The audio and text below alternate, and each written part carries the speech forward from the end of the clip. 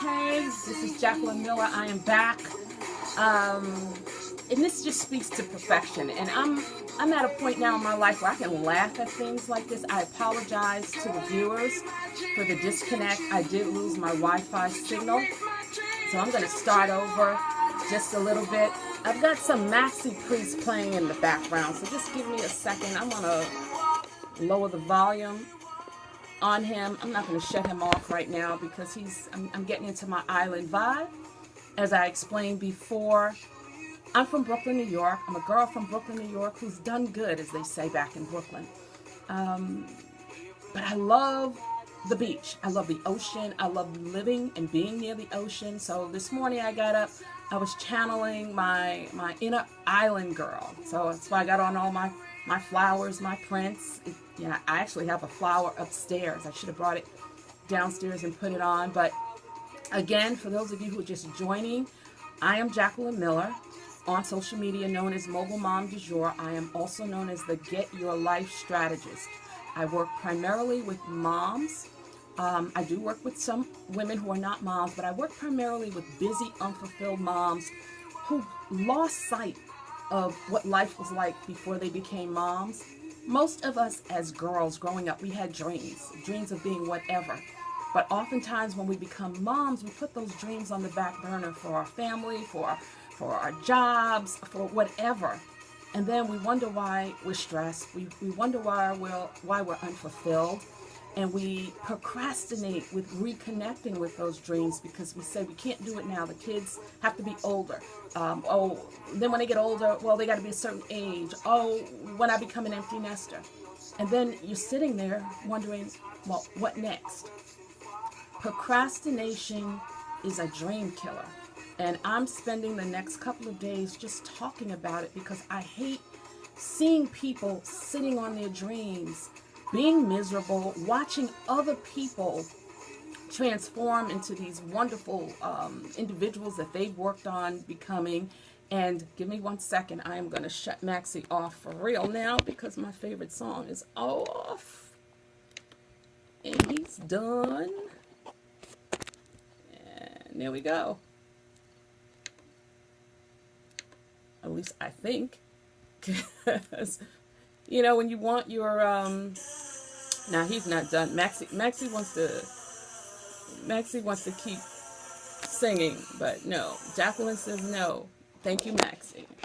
I'll reconnect with Maxie after this session. But so many of us sit back and we watch other people realize their dreams. And then we're either miserable or we're hating on them. And that's just not fair when I'm a believer that we were all born fully loaded. We all have gifts. But unfortunately, many of us don't know what they are because we don't take the time to find out what they are. We procrastinate. And procrastination is a dream killer. And I'm going to speak a bit about one of the reasons. Yesterday, I spoke about the fact that I was holding on to a car. I simply didn't want to get rid of it. I had an emotional connection to it when I realized it was costing me in my pocket. Ding! That was the realization that not only was procrastination costing me financially, it was also interfering with my workflow. So those of you who caught that scope, you got the full story. I'm not going to go into all the details today. And one of the reasons why I was procrastinating was, one, I had an emotional connection, which oftentimes causes us to procrastinate on doing something. That's why so many people stay in bad relationships when they know they need to be out of them. They procrastinate making it happen because of that emotional connection. I had an emotional connection. The other reason why I think I held on to the car and had been holding on to the car is because it was going to require me to get involved with some tasks that I really didn't feel like, getting involved with. The towing or trying to sell it, all of those things. I'm a creative being. I just don't like doing a whole lot of research. I like it when it's research on a topic that I'm truly, truly motivated by and inspired by. But finding a buyer for a 13-year-old car was just not inspiring me. And that's what happens a lot of times. That's one of the key reasons a lot of people procrastinate is when the task is something that they don't see the value of, or it's boring, or they feel like it's tedious, they'll procrastinate in getting it done. So Today, I'm going to talk about another reason why people procrastinate, and this is a big one. I actually got a lot of feedback in response to yesterday's scope, because one of the things that I posted on my Facebook group was that I hate being in front of the camera. I hate being on Facebook Live. I hate doing Periscope. I haven't done, I did one Facebook Live in my entire life. Some of you are watching this have probably done, 20, 30. I've done one. I did one last, I think it was Thursday. Periscope in total, I've done, this is probably I know it's less than 20. It's probably about 17 or 18. I just did not have that motivation to be in front of the camera.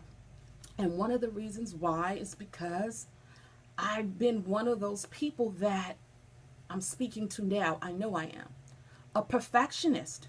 And don't get me wrong, I've come a long, long way from what I was years ago. I was an obsessive perfectionist. I would work on something over and over and over and over until it was, as I thought, perfect.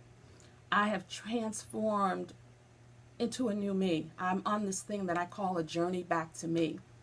And perfectionist Jacqueline has been put on ice because it was holding me back. It had me stagnant, constantly wanting things to be perfect. And I decided that had to go because, as I wrote on my Facebook page, it's not about the mess, it's the message. If you've got a message in you, I'm a true believer that we all have a story. If we all analyzed our lives, we all have a story that someone out there can benefit from. But if we're holding on to that story because we think the time isn't right or the audience isn't right, we're being selfish, because although our story is about us, it's not for us. Somebody out there needs to hear your story. Somebody out there needs to experience your wisdom. So I decided enough was enough. I have a story to share. I have experiences to share. I'm working with amazing women who are literally watching my transformation. I'm the busy, unfulfilled mom who had a career that, was literally sucking the air out of my soul. Great job, 6-figure job, corner office, a job that some folks would die for. But the reality is it was killing me. So I had to leave that. And that's when I got on to my entrepreneurial journey. And in doing so, my God, I've reconnected with Jacqueline. The Jacqueline who is extremely ambitious, but more importantly, who's doing what she loves. Working with busy moms. Working with women in corporate America who are wondering why they're not being heard. Why am I not getting the positions and the promotions that I feel I'm worthy of? And a lot of times it's lack of confidence. They're not putting themselves in a position to be seen and heard. And because my background for over a decade was in human resources, I've been there, done that. So I get to share that experience with other people, enabling them to learn from my mistakes so that they don't repeat some of the ones that I made. But more so, just empowering moms to fulfill their dreams. Tomorrow is not promised to any of us, and that's going to be a story that I'll share in a later scope. So many of us put things off for tomorrow, and while we're all special beings, tomorrow is promised to none of us. So I want to delve into the whole concept of perfectionism that so many of us get caught up in. And in essence, what it is, it's a procrastination technique. It's one of the ways we get caught up in procrastination because we're striving for something that literally, in my opinion, doesn't exist. And what I want to do right now, I'm going to share with you something from the dictionary. It's the dictionary's definition of perfection. Perfection, the condition, state, or quality of being free or as free as possible from all flaws or defects. Did you catch that definition? Free as possible. So even the definition tells you there's wiggle room. There's very much a possibility that it ain't going to be perfect. But yet as human beings, So many of us are out here striving for that thing that in many cases isn't even in existence. It's not a reality. Personally, I like authentic things and people. We use the term flawless a lot. Women we know, oh, her hair was flawless or her makeup was flawless, but we don't know what's going on underneath. We see what's on the surface. We don't know what's going on underneath.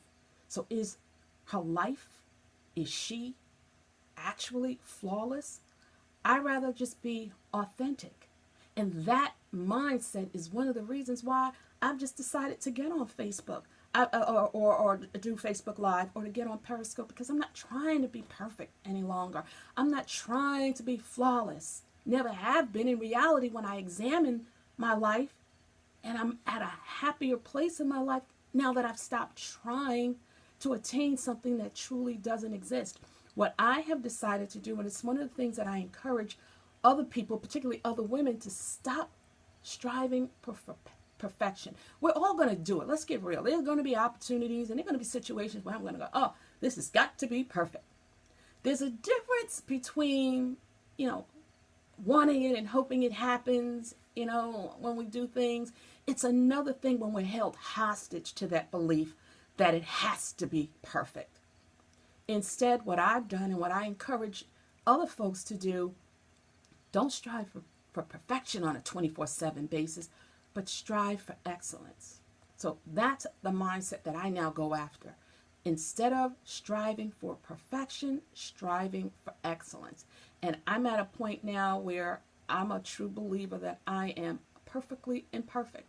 And when I grasped that and embraced that, I was a happier person, and have been a happier person, acknowledging that I'm very content with being perfectly imperfect. Because while I was striving for perfection, I was stalling. It was eating up my calendar. It was eating up my time. Because how many times, those of you who are either authors or speakers or bloggers or just in business, how many times you've redone something over and over and over because you're trying to, get it perfect. And what I want to do at this point is I want to talk a little bit about some of the things that cause us to strive for perfection. One of them is clarity or lack thereof. Very often, especially when we're working on a project for someone else, we are striving for a goal, and oftentimes we're overshooting the goal.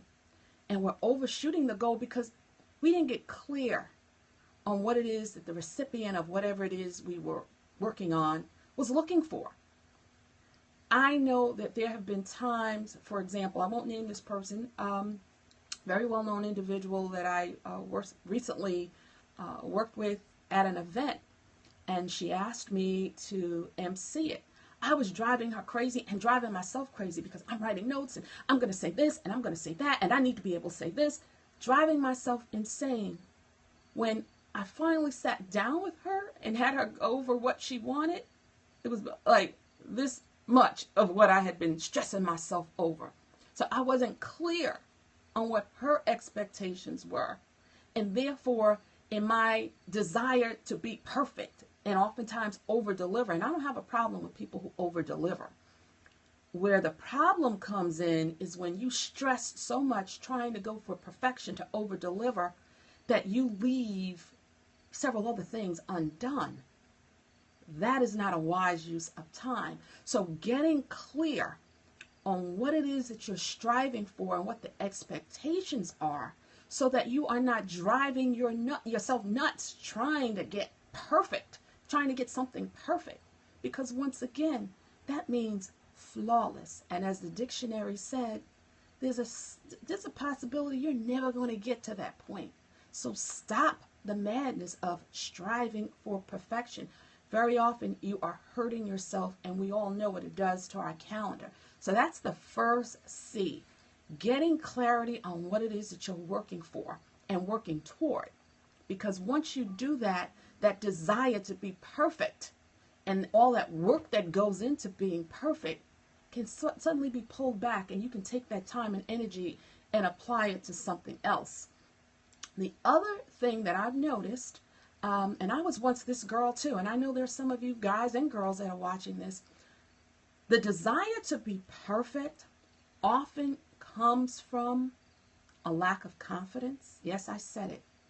Very often people who strive incessantly toward perfection are struggling with some level of confidence. At some point, somebody has told you that you weren't worthy, that your efforts weren't good enough, that your output didn't meet standards. Something or someone at some point in your life had you questioning what it is you do and the quality of what you do. And in turn, there's this desire to, I'll show them how great I am. I'll show them how perfect I am. I'll show them how great my Facebook business page is, or my business is going to be, or how my hair is going to be, or my children are going to be. We get caught up in all of that, and very often it's because our confidence has taken a hit, or in some cases still taking a hit, and therefore we get caught up in this desire to be perfect. You know, we use perfection oftentimes as a level of protection. We think that if we're perfect, that it's going to protect us from shame or judgment, ridicule. And we all know that it doesn't happen that way. Why? And I'll move on. We've talked about clarity. We've talked about confidence. The other C, and this can apply to guys too, is we live in a very catty society, unfortunately. Tons of judgment going on. So I don't care how good your stuff is, there is going to be somebody out there judging you, critiquing you. There probably are folks, watching this scope right now that, well, let me find something wrong here. Let me critique on that. And that's okay, because I'm okay with who I am, so very little bothers me. I'll share with you an experience that I had maybe about a week or two ago. I wrote what I felt was a fabulous post on Instagram. I got a lot of likes on it. The message was real. I'll put it that way. The message was real, and it resonated with a lot of people. And it was something that just popped into my head out of the blue. But I knew I needed to share it, because I find that if I sit on stuff, I procrastinate and it doesn't get done. But I rushed and I put it out there. And guess what I did? Oh God, shame on me, Miss Imperfect. I used the wrong usage of the word to. Instead of using T-O-O, I wrote T-O. Now, mind you, this post got tons of likes. But one woman had the, and I'll say nerve, but it was her right, to write me a message and say, you use the wrong to. And I said, okay, got it. But then I wrote back and I said, but did you get my message? She never responded, which speaks to who she is probably in life. Very quick to judge other people and critique without looking at the whole package. And there are a lot of people out there. For example, if I post something and it's got a typo, or if I do something just in my real life, because we all know, hopefully most of those who are watching, we know that real life doesn't exist in social media. If I do something in real life and my friends come to me and say, you did a really good job with this, just, going forward, I just want to bring this to your attention. I'm good with that, because they saw the entire package and they realized that I'm the type of person that if you did catch me doing something wrong and you bring it to my attention, I'm open, to listening. I'm very receptive to positive and constructive criticism. What we have, unfortunately, in life are people who just sit around, and in many cases, they're folks who sit in their mama's basements, in their boxer shorts, on the internet, critiquing, giving negative feedback to people, but they don't have the audacity to be like, to be like many of you who are watching, or to be like myself, to have a dream, to have a goal, to be going all out to make it happen, to be willing to make mistakes, because, it's not about the fall down, it's about the get up. Those are the people who are out here judging. And that's what I say when I talk about a catty society that we live in. And because we live in such a catty society, many perfectionists hold on to that desire to be perfect because they know that somebody's out there judging them. But on the flip side of that is a lot of times we are afraid of the judgments coming from other people because we ourselves have been judged and we are judging. And we really need to take a look in the mirror at that level of judgment that we are spewing out onto other folks, because we all know karma never forgets an address. So if you're dishing it out and you're routinely critical of people, and you're routinely looking for the wrong in what people are doing, guess what? It's eventually going to come back to you. And that's the kind of stuff that has you out here going, well, I got to be perfect because I talked about her, or I talked about him, or I critiqued him, or I critiqued her. Be careful of what you put out there, because it does come back.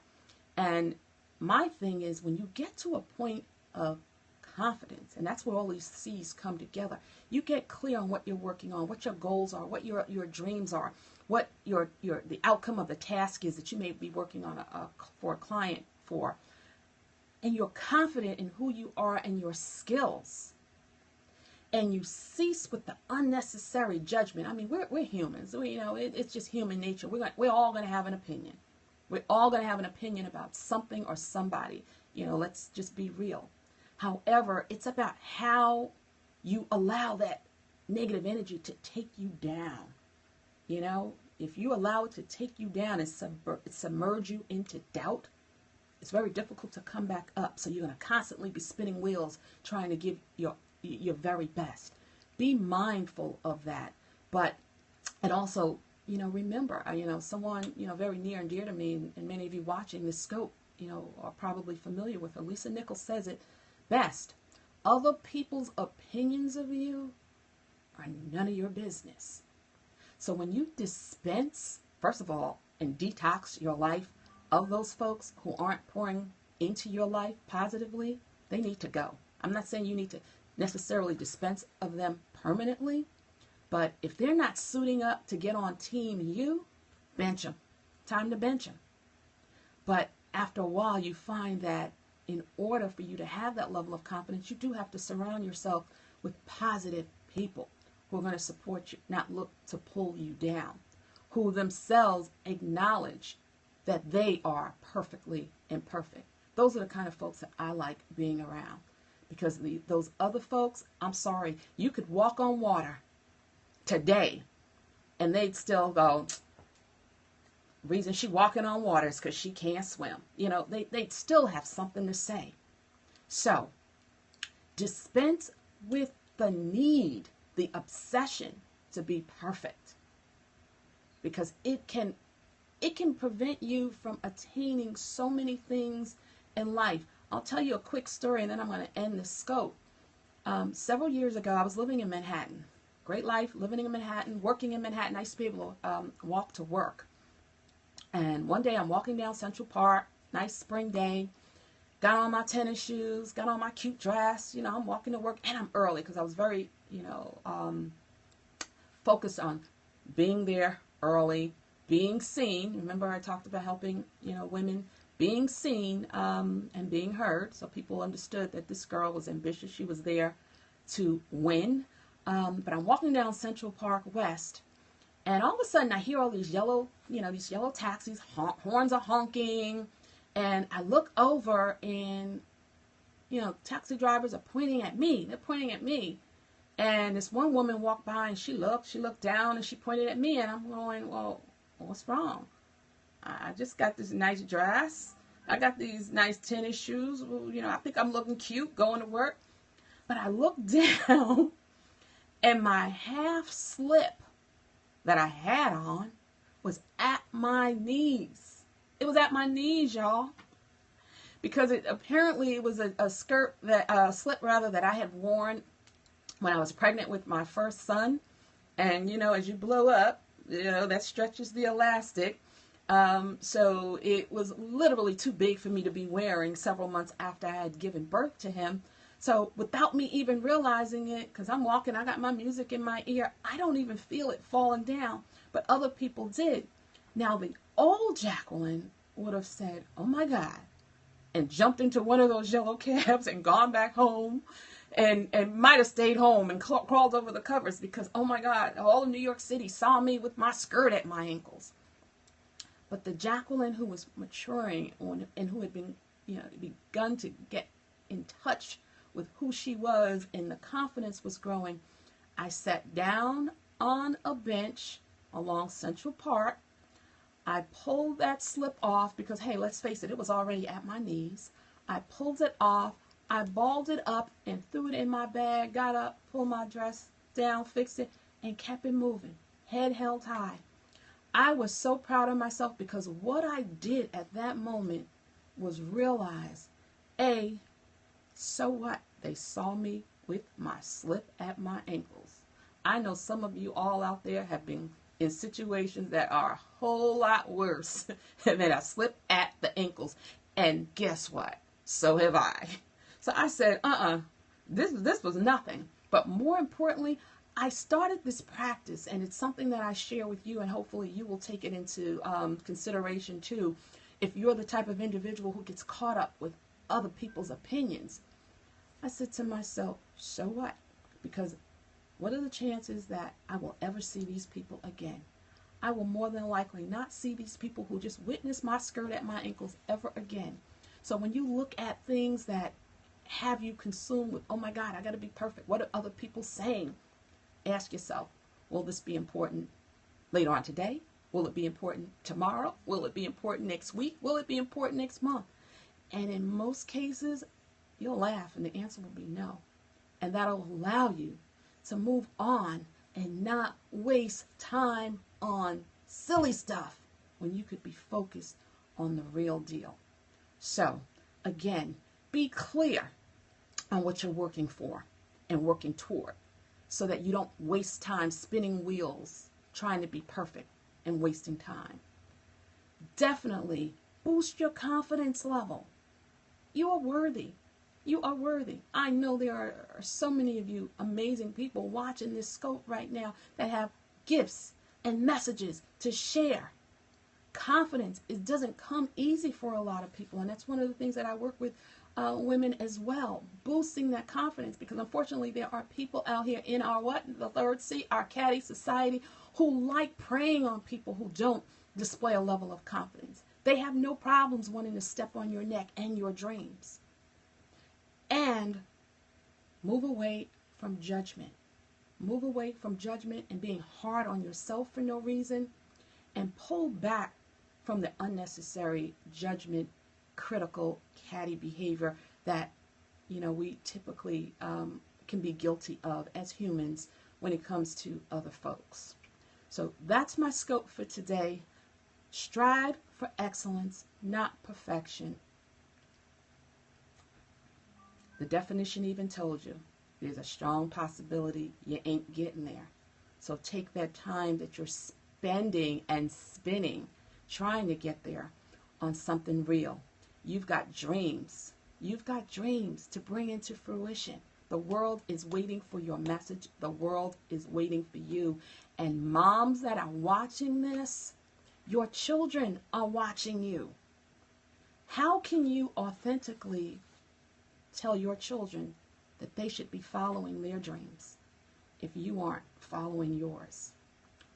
Have a great day, everyone. I'll be back on Monday with another scope. We're going to talk a little bit more about procrastination. Just remember, procrastination is a 4-letter word. It's crap. Get it out of your life. Take care, everyone. Thanks for watching. Bye-bye.